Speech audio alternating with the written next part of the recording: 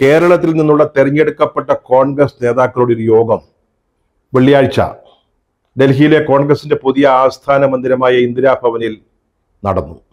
ഈ യോഗം റിപ്പോർട്ട് ചെയ്യുന്നതിന് മലയാളത്തിലെ മുൻനിര പത്രമായ മലയാള മനോരമ 2 ചിത്രങ്ങൾ സഹിതം 156 സെന്റിമീറ്റർ സ്ഥലമാണ് ഉപയോഗിച്ചിരിക്കുന്നത്. ഇതിന് തക്ക റിസൾട്ട് ഈ യോഗത്തിൽ ഉണ്ടായോ? കേരളത്തിലെ കോൺഗ്രസ് പ്രവർത്തകരെ ഈ യോഗത്തെ പ്രതീക്ഷയോടെ കണ്ടതാണ്. അവരാഗ്രഹിച്ചതുപോലുള്ള ഫലം ഉണ്ടായോ?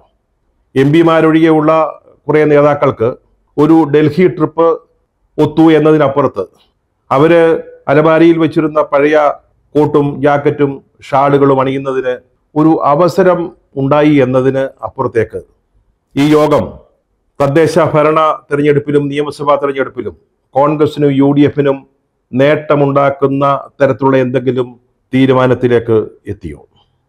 നമ്മുടെ വീട്ടിലേക്ക് പെട്ടെന്നൊരു അതിഥി കടന്നു വരുന്നു എന്ന് വിചാരിക്കുക. വീടാകെ അലങ്കോലപ്പെട്ട് അലമ്പായി കിടക്കുക. അതൊന്നും നേരെയാക്കാൻ നമുക്ക് സമയവുമില്ല.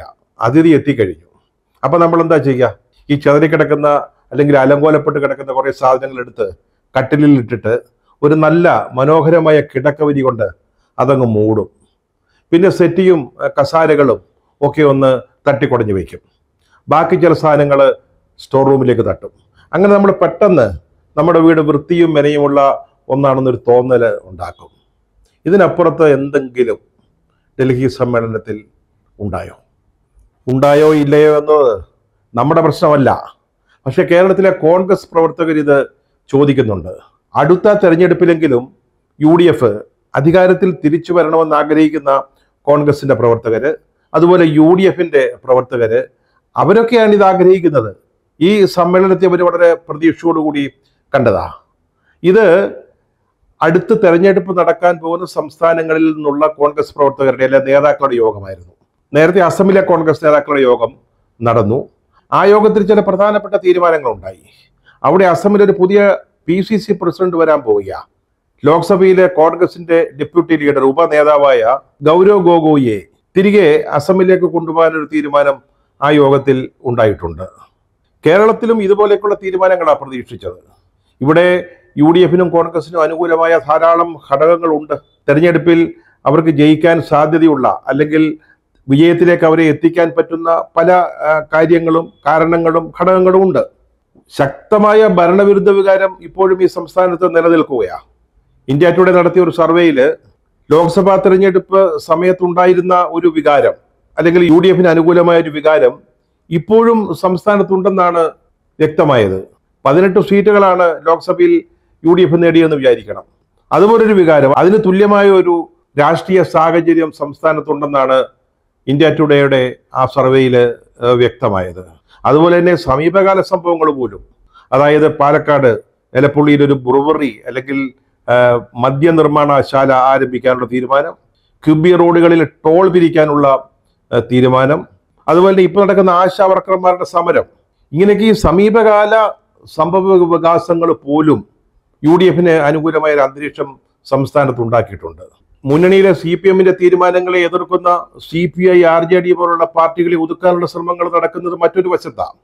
ഇതൊക്കെ വളരെ UDF-നെ അവർക്ക് വിജയിക്കാൻ ആവശ്യമായ ഉത്തേജനം പകരുന്ന കാരണങ്ങളും കാര്യങ്ങളുമാണ്. പക്ഷെ അതിനെ പ്രയോജനപ്പെടുത്താനുള്ള എന്തെങ്കിലും തീരുമാനം ഈ യോഗത്തിൽ ഉണ്ടാവുമെന്ന് പ്രതീക്ഷിച്ചു. ഉണ്ടായില്ല എന്നുള്ളതാണ് സത്യം, വസ്തുത. കേരളത്തിലെ യഥാർത്ഥ കമ്മ്യൂണിസ്റ്റുകൾ പോലും ഇനി LDF-നൊരു തുടർഭരണം ലഭിക്കരുത് എന്ന് ആഗ്രഹിക്കുന്നുണ്ട്. ആ പറയുന്നത് വിരോധാഭാസമായി തോന്നിയേക്കാം. അവർക്കതിനൊരു കാരണമുണ്ട്.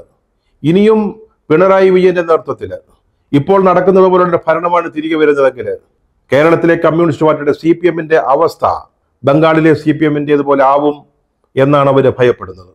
ഇതൊക്കെ അനുകൂല ഘടകങ്ങളാണ്. പക്ഷേ പ്രയോജനപ്പെടുത്താൻ പഠിക്കണം. അതിനുള്ള രാഷ്ട്രീയ ബുദ്ധിയും കൗശലവും തന്ത്രങ്ങളും പ്രയോഗിക്കാൻ പറ്റണം. ഈ അനുകൂല സാഹചര്യങ്ങൾ ഉപയോഗിക്കാൻ അല്ലെങ്കിൽ പ്രയോജനപ്പെടുത്താൻ പറ്റുന്ന തന്ത്രങ്ങൾ ഈ ഡൽഹി കോൺക്ലേവ് ആവിഷ്കരിക്കുമെന്നാണ് എല്ലാവരും കരുതിയത്. പക്ഷേ ഐക്യത്തോടെ നീങ്ങാനും ഒത്തൊരുമയോടെ പ്രവർത്തിക്കാനും ഐക്യകണ്ഠ്യേന തീരുമാനിച്ചുകൊണ്ട് യോഗം പിരിയുകയാണുണ്ടായത്. അതല്ലാതെ കോൺഗ്രസിലെ നേതാക്കൾ ഒരു യോഗം ചേരുമ്പോഴേ ഐക്യത്തോടെ മുന്നോട്ട് പോവുക എന്നല്ലാതെ തമ്മിലടിക്കാൻ തീരുമാനിക്കുമോ? പിന്നെ ഇനി ഐക്യത്തോടെ അല്ലെങ്കിൽ ഒത്തൊരുമയോടെ പോകാൻ തീരുമാനിക്കുമ്പോൾ അത് ഐക്യകണ്ഠേന അല്ലാതെ വോട്ടിനിട്ട് തീരുമാനിക്കില്ലല്ലോ. ഇതൊക്കെ കേൾക്കുമ്പോൾ കേരളത്തിലെ കോൺഗ്രസ് പ്രവർത്തകര് എത്രത്തോളം നിരാശപ്പെടുന്നുണ്ട് എന്ന് പാർട്ടിയുടെ നേതാക്കള് മനസ്സിലാക്കണം. പിന്നെ എന്തിനാണ് ഇത്തരത്തിലൊരു യോഗം ഡൽഹിയിൽ ചേർന്നത്? സമോസയും കാപ്പിയും കുടിച്ച് പിയാനല്ലല്ലോ. ഇന്ന് കേരളത്തിലെ കോൺഗ്രസ് നേരിടുന്ന വളരെ പ്രധാനപ്പെട്ട ചില പ്രശ്നങ്ങളുണ്ട്. അടിയന്തരമായി ചികിത്സ വേണ്ട ചില രോഗങ്ങൾ, അത് ചർച്ച ചെയ്തു പോലുമില്ല, അതിനെപ്പറ്റി ആലോചിക്കുന്ന പോലുമില്ല. പിന്നെ എന്തിനിങ്ങനെ ഒരു യോഗം ചേർന്നു എന്ന് വീണ്ടും വീണ്ടും ചോദിക്കാൻ നമ്മൾ നിർബന്ധിതരാവുകയാണ്. കേരളത്തിലെ കോൺഗ്രസിന്റെ മുമ്പിലുള്ള രണ്ട് പ്രധാനപ്പെട്ട പ്രശ്നങ്ങൾ, ധാരാളം പ്രശ്നങ്ങളുണ്ട്, അതൊക്കെ അവിടെ നിൽക്കട്ടെ. രണ്ട് പ്രധാനപ്പെട്ട കാര്യങ്ങൾ. ഒന്ന്, ഒരു പുതിയ KPCC പ്രസിഡന്റിനെ കൊണ്ടുവരണോ, അല്ലെങ്കിൽ KPCC പ്രസിഡന്റ് സ്ഥാനത്ത് ഒരു മാറ്റം വേണമെന്ന് നമുക്കാർക്കും നിർബന്ധമില്ല. പാർട്ടി അങ്ങനെ ആലോചിക്കുന്നുവെങ്കിൽ, തീരുമാനിക്കുന്നുവെങ്കിൽ അത് എന്തുകൊണ്ട് അതിനെപ്പറ്റി ചർച്ച ചെയ്യുന്നില്ല, തീരുമാനമെടുക്കുന്നില്ല? ഹൈക്കമാൻഡിന്റെ മുമ്പിൽ രണ്ട് റിപ്പോർട്ടുകളുണ്ടെന്നാണ് പറയുന്നത്. ദീപാദാസ് മുൻഷി നമ്മുടെ കേരളത്തിലെ കോൺഗ്രസിന്റെ ചുമതല വഹിക്കുന്ന AICC ജനറൽ സെക്രട്ടറിയാ. അവർ പറഞ്ഞിരിക്കുന്നത് K. സുധാകരനെ മാറ്റണമെന്നാണ്, പുതിയൊരു പ്രസിഡന്റ് വരണമെന്നാണ്. അതുപോലെ തന്നെ കോൺഗ്രസിന്റെ തെരഞ്ഞെടുപ്പ് തന്ത്രങ്ങൾ ആവിഷ്കരിക്കാൻ, അതിന് പാർട്ടിയെ സഹായിക്കാവുന്നവരുടെ കലകോലു അദ്ദേഹവും പറയുന്നത് തന്നെയാണ്. അദ്ദേഹം പകരം കൊണ്ടുവരേണ്ട ചിലരുടെ പേരുകൾ പോലും നിർദ്ദേശിച്ചിട്ടുണ്ടെന്നും അറിയാൻ കഴിയുന്നുണ്ട്. ഈ രണ്ട് റിപ്പോർട്ടുകൾ ഇപ്പോൾ കോൺഗ്രസ് ഹൈക്കമാൻഡിന്റെ മുമ്പിലുണ്ട്. K. സുധാകരൻ മോശക്കാരനായിട്ടൊന്നുമല്ല. K. സുധാകരന്റെ മറ്റു ചില പ്രശ്നങ്ങളുണ്ട്, വ്യക്തിപരമായ പ്രശ്നങ്ങൾ, ആരോഗ്യപരമായ പ്രശ്നങ്ങൾ, അതെല്ലാവർക്കും അറിയാവുന്ന കാര്യമാണ്. അത് അദ്ദേഹവും സമ്മതിക്കുന്ന കാര്യമാണ്. കഴിഞ്ഞ ദിവസം മാധ്യമപ്രവർത്തകരോട് സംസാരിക്കുമ്പോൾ ഹൈക്കമാൻഡ് ആവശ്യപ്പെടുകയാണെങ്കിൽ താൻ പ്രസിഡന്റ് പദം ഒഴിയും, സന്തോഷത്തോടെ ഒഴിയുമെന്ന് പറഞ്ഞതാണ്. പാർട്ടി എനിക്ക് തരാറുള്ളതൊക്കെ തന്നു കഴിഞ്ഞു, എനിക്ക് അർഹമായതെല്ലാം തന്നു, ഇനി പാർട്ടി പറയുന്നത് പോലെ പ്രസിഡന്റ് പദം വേണ്ട എന്ന് പറഞ്ഞാൽ അത് ഒഴിയാൻ തയ്യാറാണ് എന്ന് പറയുന്നു. എന്നിട്ട് പോലും ഈ പ്രധാനപ്പെട്ട പ്രശ്നം അഡ്രസ് ചെയ്യുന്നതിന് എന്തുകൊണ്ടാണ് പാർട്ടിക്ക് കഴിയാതെ പോകുന്നത്? ഇതുപോലെ ഒരു നിർണായക യോഗം ചേരുമ്പോൾ, ഇതിപ്പോൾ എല്ലാ മാസവും ചേരാൻ പറ്റുന്ന ഒരു യോഗമല്ല. 30 പ്രതിനിധികൾ, 30 നേതാക്കൾ ഡൽഹിക്ക് പോവുക, അതുപോലെ എപ്പോഴും യോഗങ്ങൾ ചേർന്ന് ആലോചിക്കാൻ പറ്റുമോ, ചർച്ചകൾ നടത്താൻ പറ്റുമോ? ഇതുപോലൊരു പ്രധാനപ്പെട്ട യോഗം, ഇത്തരത്തിലുള്ളൊരു സുപ്രധാന വിഷയം ചർച്ച ചെയ്യേണ്ടതല്ലേ? എന്തുകൊണ്ട് ചർച്ച ചെയ്യാതിരുന്നു? ഇപ്പോഴത്തെ പ്രസിഡന്റിനെ മാറ്റാൻ തീരുമാനിച്ചു കഴിഞ്ഞാൽ ആ ഒരു തീരുമാനം എടുക്കണം. ചിലപ്പോഴത് വേദനാജനകമാവും. ആദ്യ ദിവസങ്ങളിൽ ചില പ്രശ്നങ്ങൾ, അതൃപ്തിയൊക്കെ ഉണ്ടായേക്കാം. പിന്നെ പുതിയ പ്രസിഡന്റ് ആരായിരിക്കണമെന്ന വിഷയം, അതൊക്കെ ചർച്ച ചെയ്യാനുള്ള ഒരു പ്രാപ്തിയാണ് ഇന്ത്യൻ നാഷണൽ കോൺഗ്രസിനെ പോലുള്ള പാർട്ടിയുടെ നേതൃത്വത്തിന് ഉണ്ടാവേണ്ടത്. അതൊക്കെ മാറ്റിവെച്ച് പോവുകയാണ്. പ്രധാന പ്രശ്നങ്ങൾ ചർച്ച ചെയ്യുന്നില്ല, അത് വീണ്ടും വീണ്ടും നേറി നിൽക്കുകയാണ്. തെരഞ്ഞെടുപ്പുകൾ അടുത്തു വരിക, തദ്ദേശ ഭരണ സ്ഥാപനങ്ങളിലേക്കുള്ള തെരഞ്ഞെടുപ്പ്, അതുപോലെ നിയമസഭാ തെരഞ്ഞെടുപ്പ്, അതേപ്പറ്റി ആലോചിക്കാനാണ് ഈ യോഗം ചേർന്നത്. അതിനുവേണ്ടി തന്ത്രങ്ങൾ ആവിഷ്കരിക്കുന്നതിനെ കുറിച്ച് ചിന്തിക്കാൻ. അവിടെ അതൊന്നും നടന്നില്ല എന്നാണ് നമ്മൾ പറഞ്ഞു വരുന്നത്. സമയം നഷ്ടപ്പെടുത്താതെ പരമാവധി നേരത്തെ ഇത്തരം കാര്യങ്ങളിൽ ഒരു തീരുമാനം ഉണ്ടാവേണ്ടതാ, അതുണ്ടാവുന്നില്ല.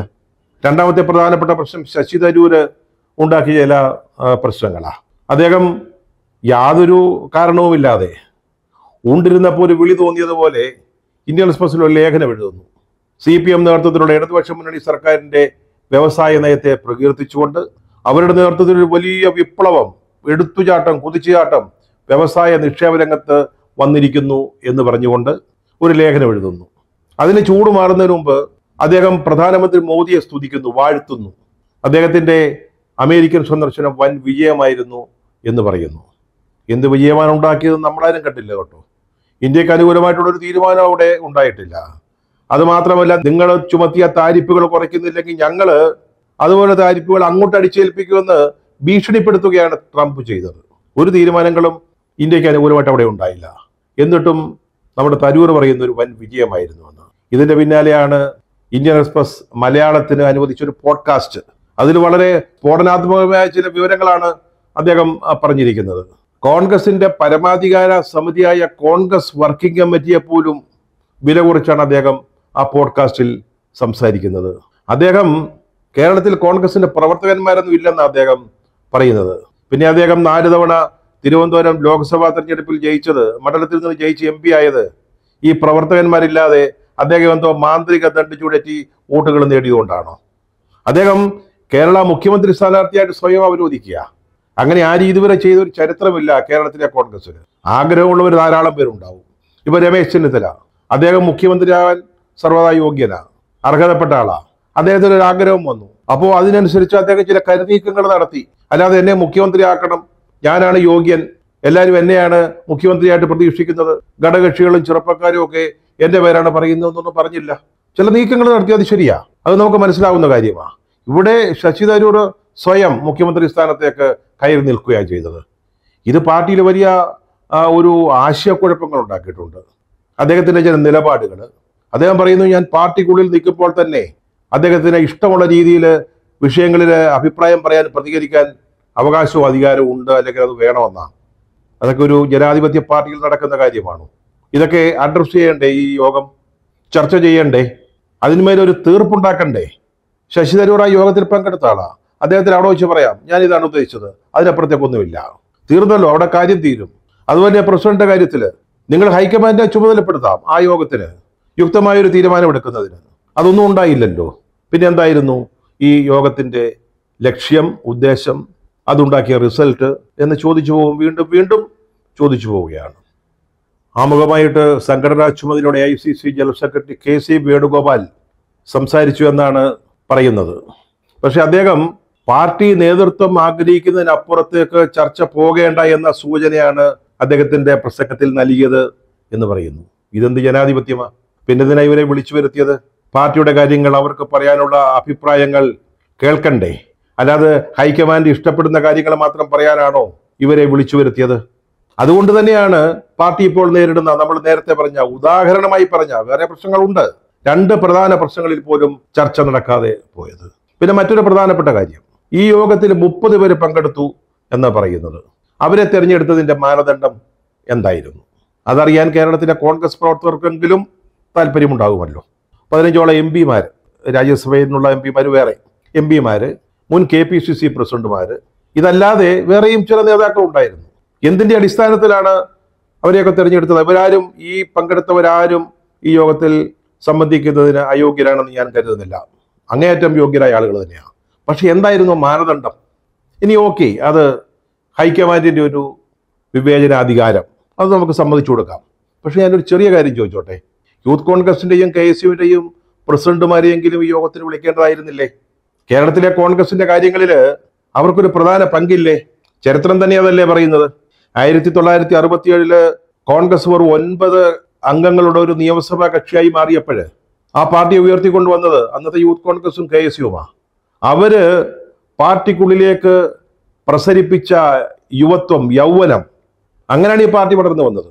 ഇക്കാര്യത്തിൽ K കരുണാകരന്റെ പങ്ക് ഞാൻ വിസ്മരിക്കുന്നില്ല. ഇപ്പോഴത്തെ യൂത്ത് കോൺഗ്രസിനെയും KSUവിനെയും നോക്കൂ. കോൺഗ്രസിന്റെ ചെറുപ്പക്കാരി പിള്ളേര് പാർട്ടിക്കുള്ളിൽ വലിയ ഒരു മാറ്റമല്ലേ ഉണ്ടാക്കിയിരിക്കുന്നത്. ഷാഫി പറമ്പില് വടകരയിൽ ജയിക്കുന്നു, രാഹുൽ മാങ്കൂട്ടത്തില് പാലക്കാട്ട് വളരെ കൺവിൻസിംഗ് ആയിട്ട് ഒരു വിജയം നേടുന്നു. മറ്റു ഉപതെരഞ്ഞെടുപ്പുകളിൽ യൂത്ത് കോൺഗ്രസിന്റെയും KSUവിന്റെയും പങ്ക്, KSU കഴിഞ്ഞ വർഷം കണ്ണൂര്, കോഴിക്കോട് സർവകലാശാല യൂണിയനുകൾ നേടുന്നു. ഇത്തവണ കുസാറ്റ് KSUവിന്റെ നിയന്ത്രണത്തിലാവുന്നു. ഇതൊക്കെ ചെറിയ കാര്യങ്ങളാണോ? നിങ്ങൾക്ക് തെരഞ്ഞെടുപ്പില് അവരെ ഒഴിവാക്കി മുന്നോട്ട് പോകാൻ സാധിക്കുമെന്ന് കരുതുന്നുണ്ടോ? എന്തുകൊണ്ട് അവരുടെ ഓരോ പ്രതിനിധികളെ യോഗത്തിലേക്ക് വിളിച്ചില്ല? CPM ഇക്കാര്യത്തിൽ എടുക്കുന്ന നിലപാട് വളരെ ശ്രദ്ധിക്കേണ്ടതാണ്. കഴിഞ്ഞ 2 തെരഞ്ഞെടുപ്പുകളിൽ 2 ടേം 3 ടേം മുതലായ വ്യവസ്ഥകൾ വെച്ചുകൊണ്ട് അവർ ചെറുപ്പക്കാരെ, യുവരക്തത്തെ മത്സരരംഗത്തേക്ക് ഇറക്കി വിട്ടു. അതിന്റെ ഫലം അവർക്കുണ്ടായി. അതുപോലെ കോൺഗ്രസ് അവരുടെ യുവശക്തിയെ ഉപയോഗപ്പെടുത്തേണ്ടതല്ലേ, പ്രയോജനപ്പെടുത്തേണ്ടതല്ലേ? എന്താണ് ഇക്കാര്യം ആരും ചിന്തിക്കാതെ പോയത്? അത്ഭുതം തോന്നുന്നു. ഇപ്പോൾ ഈ യോഗത്തിൽ പങ്കെടുത്തവര് ഇവരെല്ലാം ഉണ്ടല്ലോ, ഈ KSUവിലൂടെയും യൂത്ത് കോൺഗ്രസിലെയും വളർന്ന് ഉന്നതങ്ങളിൽ എത്തിയവരാണ് എന്ന കാര്യവും വളരെ പ്രധാനപ്പെട്ട ഒന്നാണ്. കഴിഞ്ഞ ദിവസം ഈ ഡൽഹി സമ്മേളനത്തെക്കുറിച്ച് ഒരു ടെലിവിഷൻ ചർച്ചയിൽ പങ്കെടുക്കാൻ അവസരം കിട്ടി. അത് കഴിഞ്ഞ ഉടനെ ഒരു കോൺഗ്രസ് പ്രവർത്തകൻ, ചിലപ്പോൾ ഈ ചർച്ചകളൊക്കെ കണ്ടിട്ട് പതിവായിട്ട് വിളിക്കുന്ന ഒരാളാണ്, അദ്ദേഹം എന്നോട് ചോദിച്ചു, സാറേ, ഈ രാഹുൽജിയും ഖാർഗെജിയും പ്രിയങ്കാജിയും ദീപാ മുൻഷിജിയും കൂടെ ഇങ്ങോട്ട് വന്നാൽ പോരായിരുന്നു?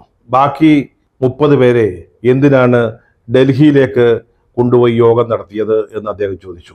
ഒരു സാധാരണ പ്രവർത്തകന്റെ മനസ്സിലുണ്ടാകുന്ന ഒരു സാധാരണ സംശയം മാത്രമായിരുന്നു ഇത്.